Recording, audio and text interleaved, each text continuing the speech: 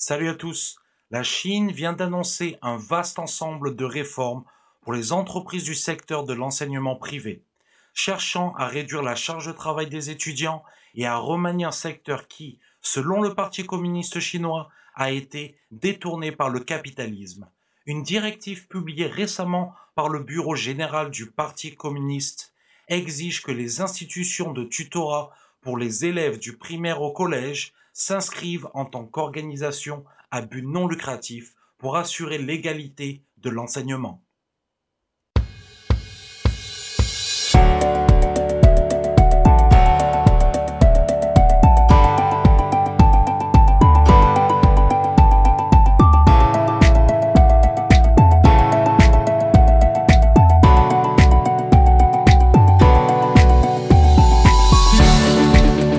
Salut à tous les amis, ravi de vous retrouver.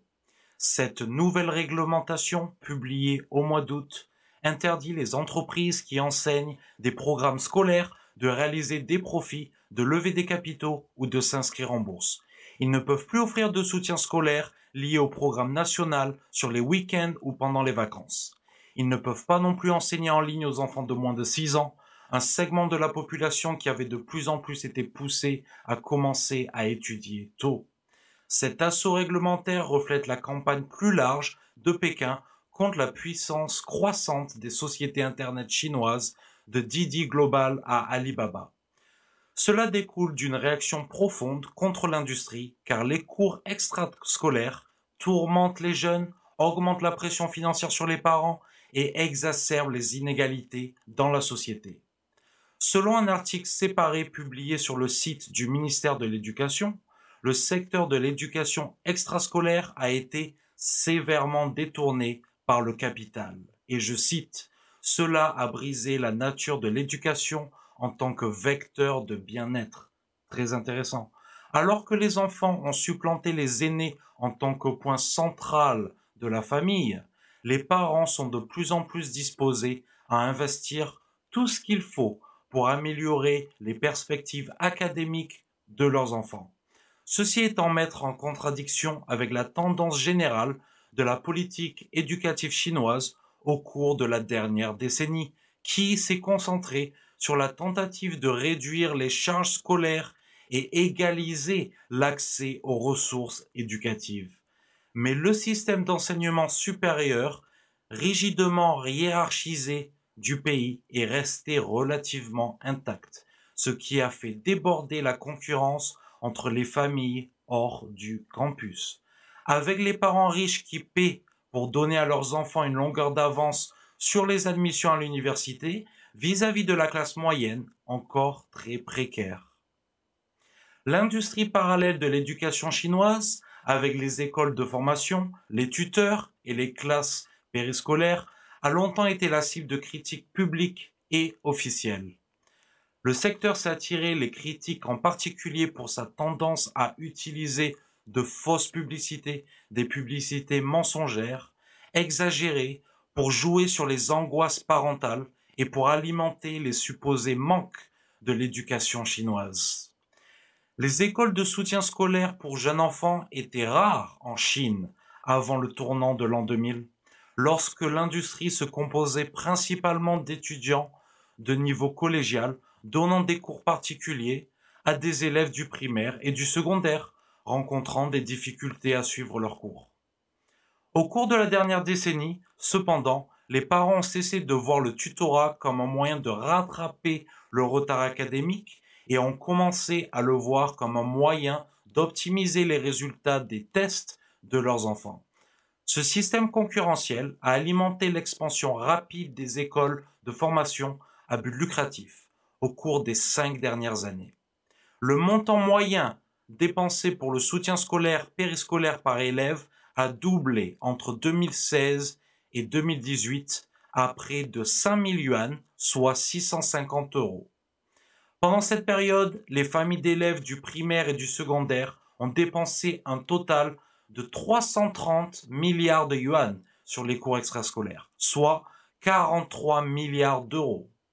D'un point de vue culturel, la popularité de l'éducation parallèle en Chine s'explique en partie par la profonde influence du confucianisme et l'importance que les familles attachent à l'école comme moyen d'améliorer leur statut social.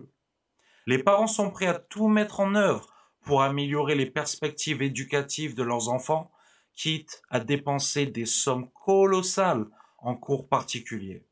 Mais c'est aussi un phénomène très moderne et un produit des politiques de planification familiale du pays qui limitait le nombre d'enfants que les familles pouvaient avoir et augmentait le degré d'importance que chaque enfant contribue à la réussite future de la famille. Contrairement aux écoles publiques qui ont cherché à ralentir l'apprentissage et à réduire les charges scolaires, les établissements de formation privés prennent souvent de l'avance et couvrent des domaines qui ne figurent pas dans le tronc commun. Ils structurent également leurs cours autour des examens, cherchant à former mécaniquement les étudiants aux connaissances des examens et les compétences pour les passer. Une tendance qui ne fait que renforcer et exacerber les problèmes du système éducatif axé sur les tests. Les enseignants, eux aussi, ont été attirés par l'industrie. Les écoles privées embauchent des enseignants des écoles publiques pour travailler à temps partiel pour de jolis salaires. Et certains enseignants consacrent désormais plus d'efforts à leur classe périscolaire que leur emploi à plein temps. D'autres vont plus loin, en enseignant que des matières importantes pendant la journée d'école, ce qui implique que les étudiants doivent s'inscrire à des cours périscolaires payés s'ils veulent l'apprendre. Les nouvelles mesures promettent de réduire la charge pour les enfants et une charge financière supplémentaire pour les parents, tout en limitant la concurrence déloyale entre les élèves ayant accès à un tutorat après l'école. Le secteur avait attiré des milliards de dollars et on s'attendait à ce qu'il génère 76 milliards de dollars de revenus d'ici à 2024. Les attentes ont formé une génération de start-up prometteuses comme Yuan Fuaduo et Zhou Beiyang. Conçues et supervisées par une branche dédiée créée le mois dernier pour réglementer l'industrie, les règles dévoilées samedi étaient formulées en termes généraux qui pourraient être largement appliquées aux pratiques courantes dans l'ensemble de l'industrie. La nouvelle réglementation se concentre sur les matières obligatoires, c'est-à-dire le tronc commun comme les mathématiques, la science et l'histoire. Les cours d'art ou de musique, pour la plupart, ne tomberont pas sous les nouvelles restrictions. Entre autres, ils interdisent également l'enseignement de programmes étrangers, resserrent le contrôle sur l'importation de manuels et interdisent l'embauche d'enseignants étrangers hors de Chine. Un frein qui engrange des conséquences pour les startups comme VIPKid qui se sont spécialisés sur les tuteurs basés à l'étranger. Le gouvernement a également donné aux autorités locales de resserrer les approbations pour les entreprises dispensant des formations sur les matières extrascolaires. Les réformes de Pékin modifieront fondamentalement leur modèle économique, forçant les entreprises et leurs investisseurs à des changements profonds. Les investissements venus de l'étranger sont interdits dans les entreprises liées à l'éducation et toute entreprise en infraction doit rectifier la situation selon un avis rendu public par le Conseil d'État, la plus puissante autorité administrative du pays. Le mois dernier, les cours des actions de certains des géants du pays chutèrent de plus de 50%. Dès le 23 juillet, la valeur marchande des 3 plus grandes entreprises du pays, New Oriental, TAL Education Group et Guotu Techdu, avait diminué de plus de 17 milliards de dollars. Le secteur des technologies éducatives en Chine a atteint 100 milliards de dollars en 2021.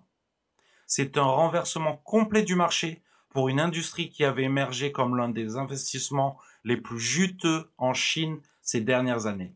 Alibaba, Tencent, ByteDance figuraient parmi les grands bailleurs de fonds avec venus de l'étranger des acteurs comme Tiger Global Management, Temasek Holding et SoftBank Group, la banque japonaise.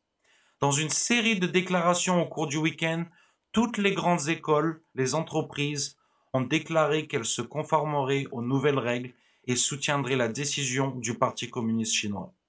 New Oriental, qui a mis en garde de la réglementation, aurait un impact important, a glissé de 45% lundi, tandis que Coollearn Technology a chuté de 33% prolongeant les pertes de vendredi.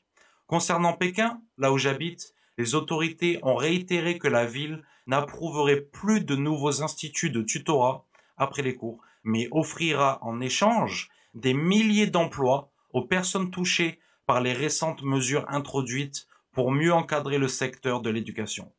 Les responsables ont déclaré que la ville offrira 13 000 postes, y compris des postes d'enseignants, de gestion et de marketing, entre autres.